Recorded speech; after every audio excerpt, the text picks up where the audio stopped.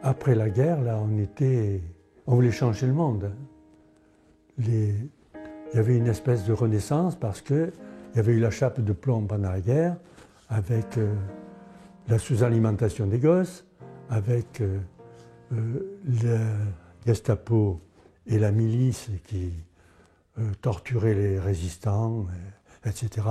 Et puis moi, j'étais fondamentalement contre Pétain et contre tout ça.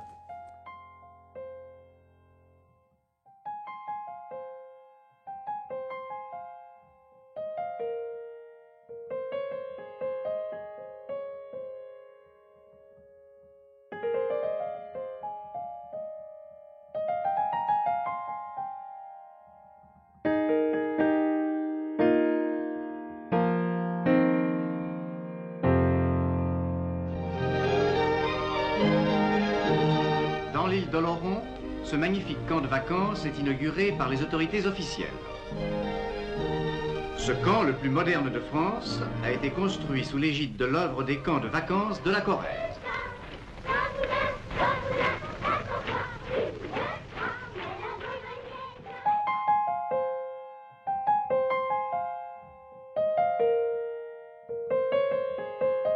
La Martière, on avait fait les choses en grand parce que on pensait qu'il fallait accueillir à peu près tous les enfants corréziens. Donc, M. Merpillat, qui avait été chargé de la construction, avait bâti 6 dortoirs autour d'une grande prairie, puisque la Martière, ça représentait 18 hectares et demi, c'est-à-dire près de 20 hectares. À la Martière, donc, il y avait 360 colons, et certaines années même, on était obligé d'ajouter des lits parce qu'il n'y avait pas assez de place. Il y en a eu même jusqu'à 400. Ça représentait pas mal de moniteurs, et c'est-à-dire que 360 colons, ça faisait 420 personnes.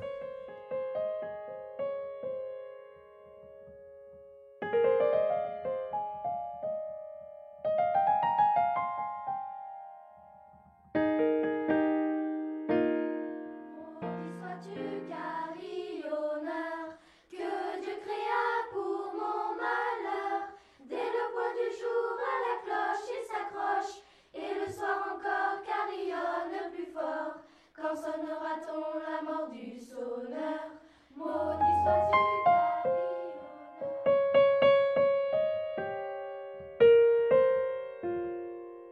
dans la troupe, y a pas de jambes de bois, y a des louilles, mais ça ne se voit pas.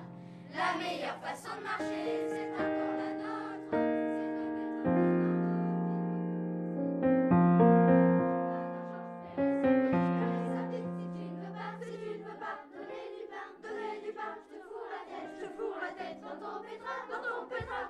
Je cherche fortune tout au long du chemin et au clair de la lune, à Montmartre le soir.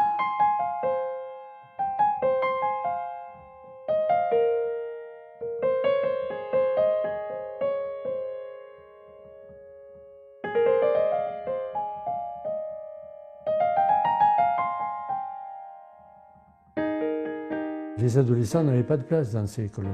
Donc il a fallu penser à eux, et pour penser à eux, il fallait avoir d'autres implantations. C'est ce qui s'est produit quand on a acheté Chamonix. Alors Chamonix, c'est né parce que notre centre de jeunes était à Thollon, près du lac de Genève. Les colons étaient partis de Thollon un beau jour et étaient allés camper à Chamonix.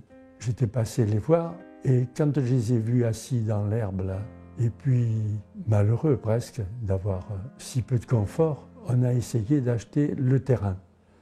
C'est ce qu'on a fait, et on a bâti un chalet.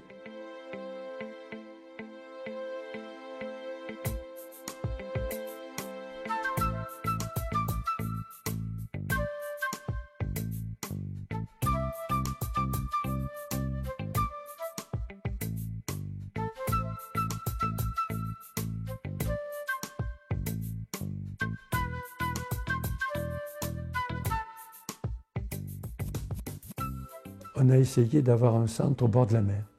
J'étais allé en Bretagne pour prospecter, mais c'était trop cher ou pas bien placé. Ce qui fait qu'on a essayé d'obtenir avec les eaux et forêts une Pinède à Boillarville. Et ça a été possible. Les eaux et forêts nous ont loué la Pinède pour 9 ans et renouvelable. Et c'est là qu'on a bâti le centre de Boillarville. À Boillarville, nous avions fini par avoir 33 bateaux.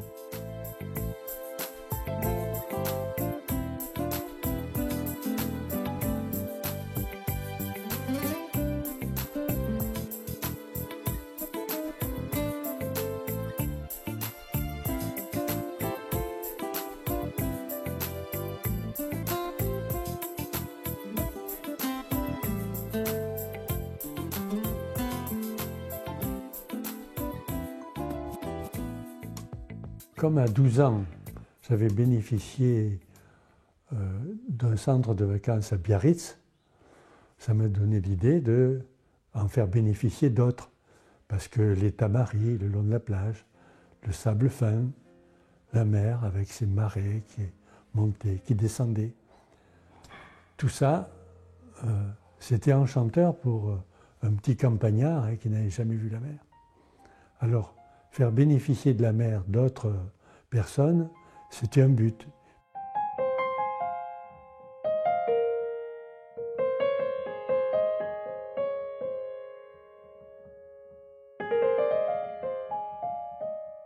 Moi, je dis aussi que c'est quelquefois les départements les plus pauvres qui sont les plus généreux. Et le Conseil général a toujours été généreux, et en particulier pour l'aide aux enfants, aux adolescents.